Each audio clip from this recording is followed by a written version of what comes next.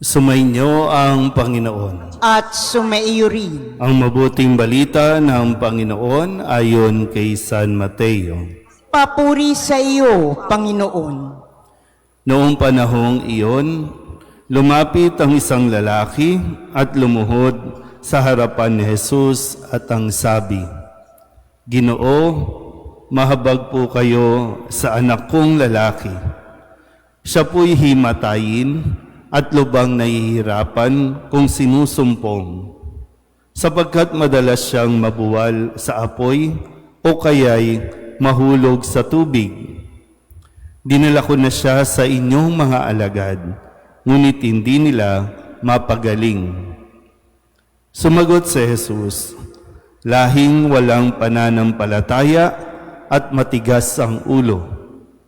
Hanggang kailan dapat akong manatiling kasama ninyo? Hanggang kailan ko kayo pagtitiisan? Dalhin ninyo rito ang bata." Pinagwikaan ni Jesus ang demonyo at lumabas ito, at ang bata'y gumaling agad. Pagkatapos ay lumapit ang mga alagad kay Jesus at nagtanong nang walang ibang nakaririnig, "Bakit hindi po namin mapalayas ang demonyo?" Sumagot siya, "Dahil sa kaliitan ng inyong pananalig. Sinasabi ko sa inyo, kung maging sinlaki man lamang ng butil ng mustasa ang inyong pananalig sa Diyos, masasabi ninyo sa bundok na ito, 'Lumipat ka roon,' at lilipat ito. Walang bagay na hindi ninyo mapangyayari." Ang mabuting balita ng Panginoon. Pinupuri ka namin, Panginoong Heso Kristo. Isang magandang umaga po sa inyong lahat.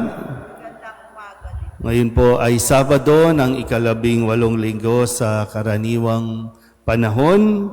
Isang linggo na naman po ang lumipas o ang dumaan, at mahalaga po na sa bawat paglipas ng araw ay atin pong matutunan at nawa natututo tayo sa atin pong pakikinig sa mga mensahe na ibinibigay sa atin ng ating Panginoon. Dahil ang salita ng Diyos ay ating gabay at ang salita ng Diyos ay ang buhay ng bawat isa. Atin po muling balikan at kung ano ang mainam na mapagtuunan natin ng pansin sa dami ng sinabi sa atin ni Kristo. Ano nga ba yung kailangan natin, kumbaga mas tumatak dapat sa atin para kung sakasakali, lagi tayong mayroong pinaghuhugutan sa mga panahon na tayo po ay panghihinaan o kaya naman confused, o nalilito na tayo, lagi tayong babalik dapat sa salita ni Jesus. Nung Lunes, ipinaalala sa atin ng si Kristo ay magpakain ng higit 5,000 at yung mga alagad nila ay mas madali sa kanila yung i-dispose na o paalisin na yung mga tao para sila nang bahala. Pero para kay Kristo, kayo ang dapat na magpakain sa kanila. Kayo ang magbibigay ng pagkain sa kanila. At kinuha ang ilang pirasong tinapay at isda, tumingala siya sa langit at nagpasalamat sa Diyos. Mayroon naman, kung tutusin, mayroon naman tayo. Kaya lang ang tingin natin lagi, konti, kulang, hindi sapat. Kaya imbis na magpasalamat, nauuwi lang tayo sa pagrereklamo o angal sa Diyos. Pero kay Kristo, ang ginawa niya, anuman yung mayroon, karampot man yan, maliit man yan, ipagpasalamat sa Diyos at bahala na ang Diyos.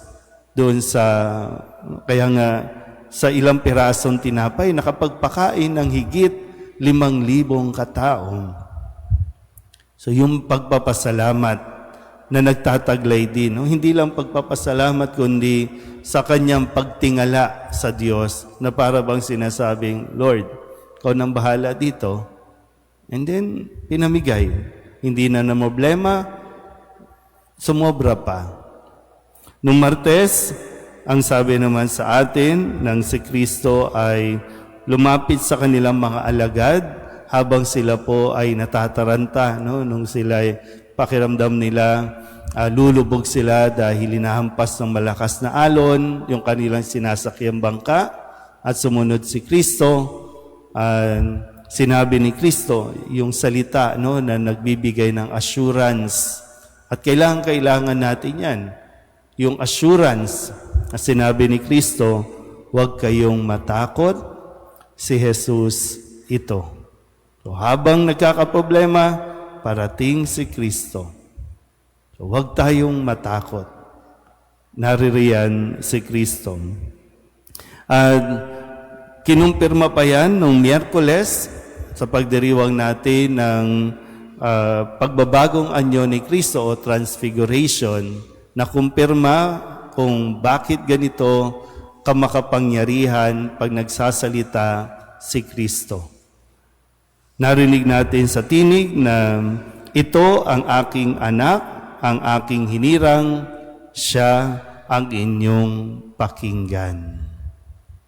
Yung pagkilala kay Kristo, kung sino siya at kung ano ang kanyang gagawin at gusto pang gawin para sa atin.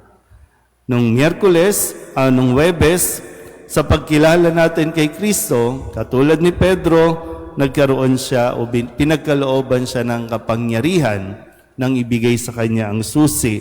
Ang sabi ng Panginoon, ang ipagbawal mo sa lupa ay ipagbabawal sa langit. At ang ipahintulot mo sa lupa ay ipahintulot sa langit. So yung kapangyarihan ni Kristo ay ibinahagi kay Pedro, ibinahagi sa simbahan. Kaya minsan, kapag minamaliit natin ang simbahan, o kaya kinukutya natin kapag nagsasalita ang simbahan, sa pangunguna ng ating pong leader, ating Santo Papa, tandaan natin ito. Ano man, kung pinagkalooban ng kapangyarihan ng Panginoong Hesukristo ang simbahan. Kaya pag nagdi-declare, kapag sinabi dahil di natin kinikilala ang Diyos o anumang pananampalataya natin, kapag tayo in-excommunicate, wala tayo. May mga bahagi ng pananampalataya natin na dapat nating pakinggan. Kahapon, Biyernes, ang sabi naman sa atin, tandaan natin mabuti. Darating ang panahon na gagantihan niya ang bawat tao ayon sa kanyang ginawa. So, maganda po na mapagnilayan natin. Paano ba tayo naging makasarili? Paano ba tayo naging mapagbigay sa ating kapwa? Paano ba natin pinasana ating mga krus? Paano ba tayo naging masunurin kay Kristo? So, darating daw, tama naman, Darating ang panahon, ano ang ginawa natin? Ano ang mga hindi natin ginawa? At ngayon, muli sa pagpapaalala sa atin Kristo kung paanong sinabi niya sa kanyang mga alagad na walang bagay na hindi ninyo mapangyayari kung tayo po ay may pananalig. Dahil sabi nga dito, hindi nila mapalayas, hindi nila mapagaling yung lalaking pinahihirapan ng demonyo. Ang tanging sinasabi sa atin, yung pinakamahalaga din na dapat tinataglay natin at nadidevelop dapat sa atin. Kaya nga, sa araw-araw natin pagdalo sa misa, nawa nakakatulong at natutulungan tayong mapalalim ang ating pananalig. Dahil sa isang taong may pananalig, walang imposible. Walang bagay na hindi niya kayang gawin. Amen.